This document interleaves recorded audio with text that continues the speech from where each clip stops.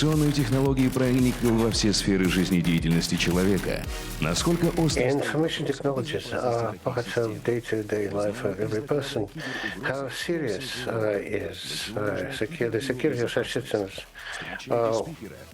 What are the threats for everything living? Meet Dmitry Chemeris, founder at GENVED, to learn about it.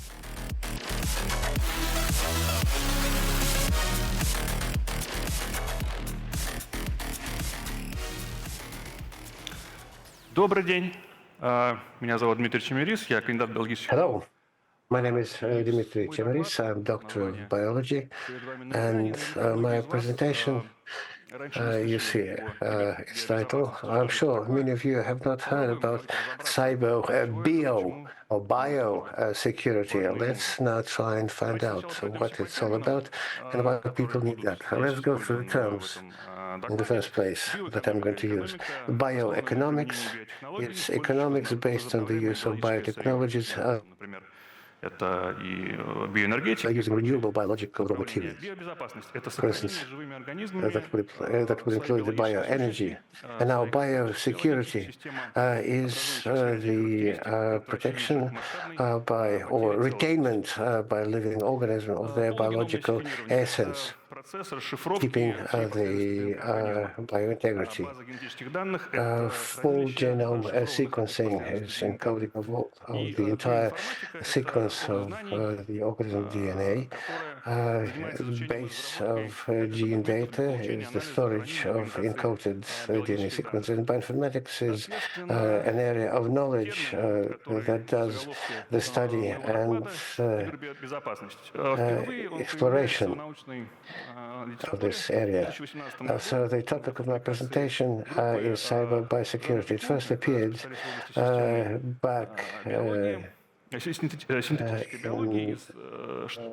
in the article by Randall Murch's group and Wallace Buchholz's group. So they proposed this term and suggested that this research should start. According to their proposal, cyber biosecurity is a new discipline, an emerging new discipline to help safeguard the bioeconomy. Cybersecurity, biosecurity, is about understanding the threat from malevolent actions that can happen either inside or at the interface between biological, medical systems, cyber infrastructure, and the respective supply chains. So therefore, the goal of this discipline is to develop methodologies for detecting and preventing such threats.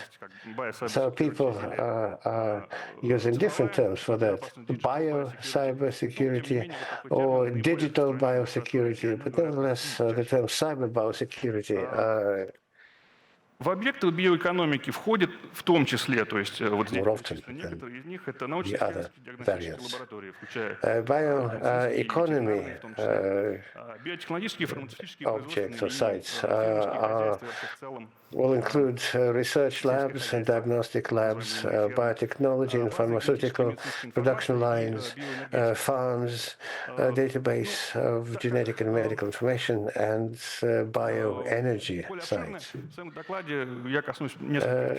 In my presentation, I'll cover several subjects. One of the most important ones is the database of genetic information. The database of genetic information is a very important source of information for biotechnology, bioengineering, and medicine. So that's basically the data foundation for these industries. I'm listing the largest such databases here, the largest in the US and CBI, the European one, EMBL. Japan has its own data bank. So historically, they are well-known databases where researchers Сейчас в России создается национальная база генетической информации, как информационная система. Now, in Russia, the National Database of Genetic Information has been created as a national level information system. A similar system already exists in China. And as to the US, European, and Japanese systems, they work in collaboration. In addition to government-level databases, there are private and commercial databases. And with one of them, an incident happened last year that led to a leakage of user data. About 7 million users of the system. So what happened, and what company we're talking about? The company name is 23andMe. It's a biotech company from the US. The headquarters is in California. The company offers a service of gene sequencing. They run tests. They take a saliva sample, and based on the analysis, they build the genetic tree, genealogical tree. Also, derive information about the illnesses that the person is susceptible to. So when ordering a service from this company, a person was supposed to set up an account to submit and receive data to and from. And this is the system of accounts was basically hacked. And then the data this database was put in a state of darkness, carrying apart from the genetic information, carrying the name, the picture, and the possible illness. The information was got by the wrongdoer using web scrapping. The automatic data collection process. So basically, there was no hacking involved. As to access to the account, usually well-known credential stuffing approach. So the public was surprised by the response of the company. First, they denied, then they blamed the users that they were using two simple passwords. They didn't use multi-factor authentication. After that, they reset the passwords. They included mandatory authentication. But the train had gone, and the losses were measured in more than 95% the total capitalization. And so, as of April this year, they're considering leaving the market. Could one avoid such a development? Well, from the user side, one could choose not to use the service. They could get the same information from an established genetic center. Another approach would be to have different credentials for different services.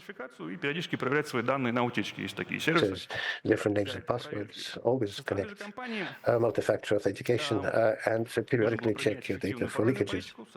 From the company side, one had to use effective password policy to make users to use complex passwords, use multi-factor authentication, and of course keep an eye on the system to watch suspicious activities. One has to note a very important point. After this attack, you can say that, okay, it was a cyber incident, the data was stolen. But it wasn't just the name, age, and the gender information that was stolen, or unchangeable biological data of people was stolen. I mean, even if you steal your credit card number, you can just block it and get a new one.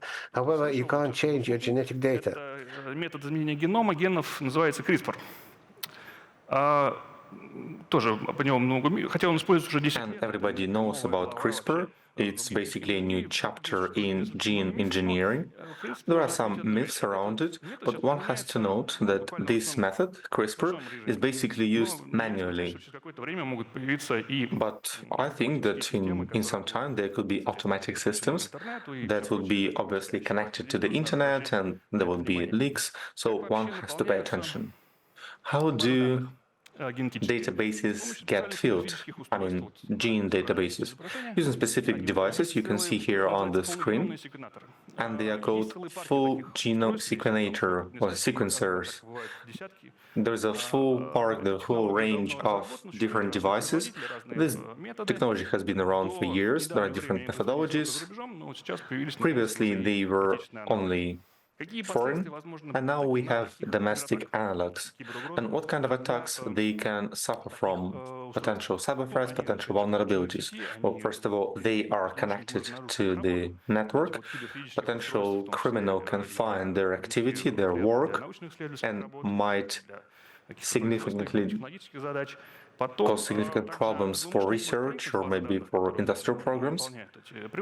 Then these devices provide information for databases and they can change the sequences of DNA. As a result, those DNA sequences are used by researchers on preset pipelines, and very rarely they check the integrity of data. Once they check it, they don't have to do it later, but if it's changed by a potential criminal, it can significantly affect their work. And obviously there are some IT infrastructure in different universities, and some patents may be stolen, may be patented DNA sequences. And one must note here that stealing some prints of a new aircraft, well, obviously you cannot do this, you have to print this information. You cannot really steal an aircraft, so everybody would know about this, but you can steal some kind of enzyme and use for your purposes, and this will be very hard to track. What else could happen? These kind of sensors use special equipment, and these can be used for mining, for additional attacks, for cyber attacks, and so on, if they get hold of the control of this equipment. Moreover, bioinformatics has different software, basically a whole menagerie of different programs. They have a lot of legacy programs, and those legacy programs did not take into account DevSecOps principles. So those principles could be exploited for multiple vulnerabilities. Here is a result of American researchers, and they demonstrated through proof of concept to launch a reverse shell on a machine that analyzes full genome sequence. They created a special artificial DNA molecule, they launched it into production, and they got this DNA exploit in a test tube. You can see it on the screen. They put it into the sequencer, then it was buffer overflow, and they were able to run a reverse shell. And I tell about these cases on my Telegram channel, by the way. What should be noted here? Well, going back to the databases, just a few words in them. In the near future, researchers will sequence genome, and they will be working with the full deployed genomes of humans, of plants, of animals. So what's the most interesting part here? First of all, these kind of technologies are being developed right now, and in Russia too. So we do know that we have genomes, and we're trying to decipher this genome, but humans have two genomes, and it's very important. That's what the reason is that we have two sets of chromosomes. We are diploid, and we know, science knows that those two sets of genomes are different, and each of them contribute to our lives. So let's put aside biology, but we should note that in the future, in the nearest future, gene databases will be filled with multiple different genomes, but it will have more and more critical data. It will have sensitive data, so it will have to be protected. Maybe even now it will have to be protected and secure. I don't have much time left, so maybe just a few words on security by design. Why shouldn't we talk about biosecurity by design? This kind of future-proof technology for science, for medicine, for other devices.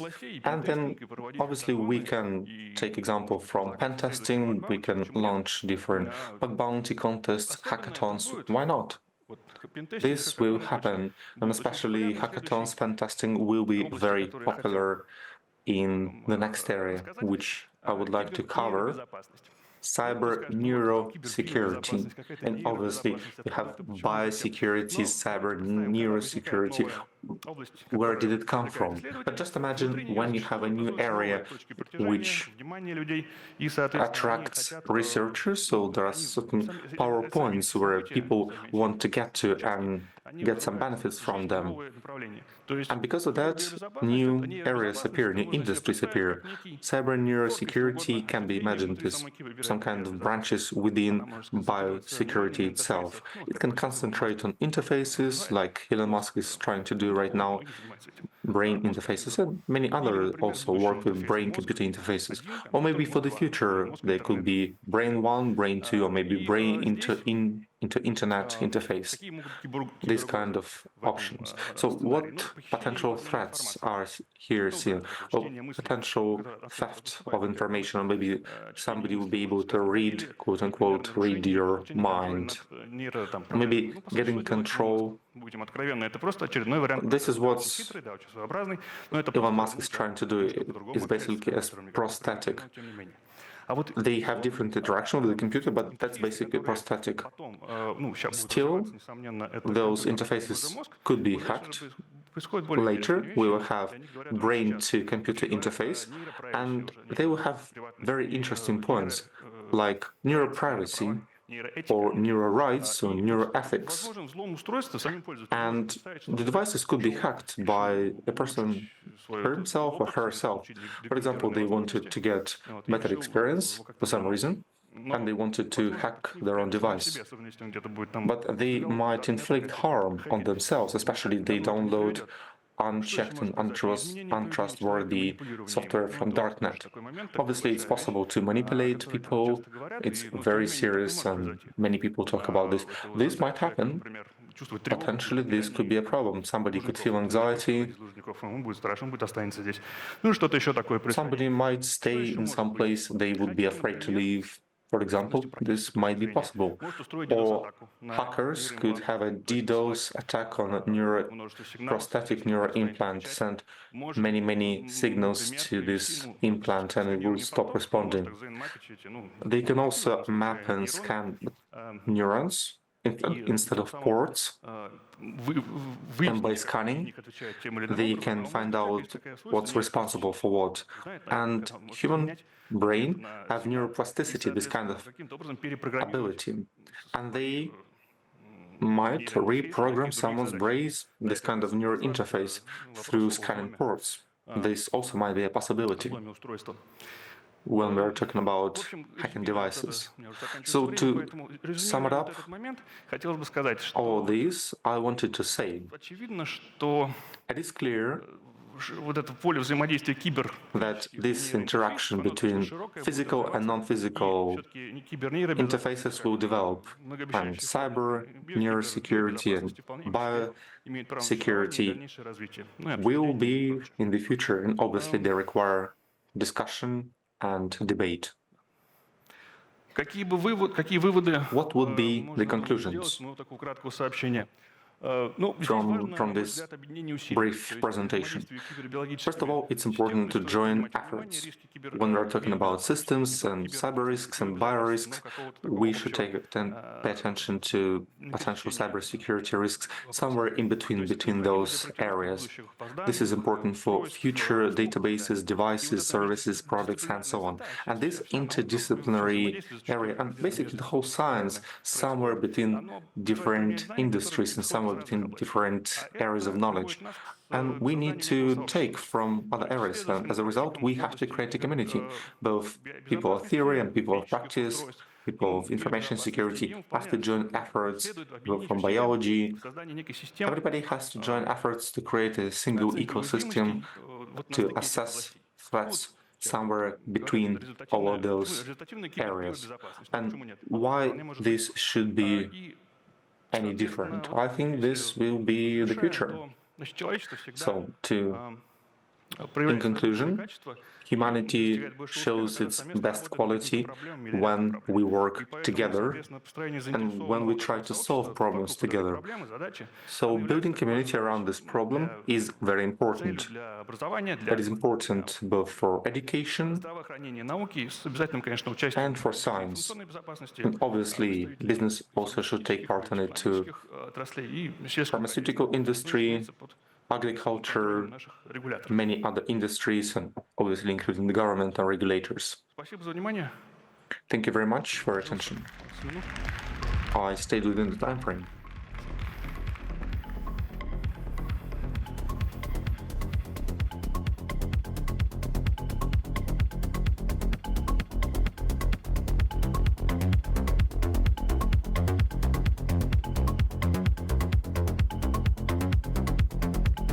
Далее в программе «Просто космос». Поговорим Next up, о зависимости наземных we will speak about the dependency of Earth services on space communication and how space communication will become target for hacker attacks. It will be presented by Dmitry Chemeris, chief expert at Complex Cybersecurity Systems from Gaz Inform Service. We will begin in a few minutes. Please stay tuned.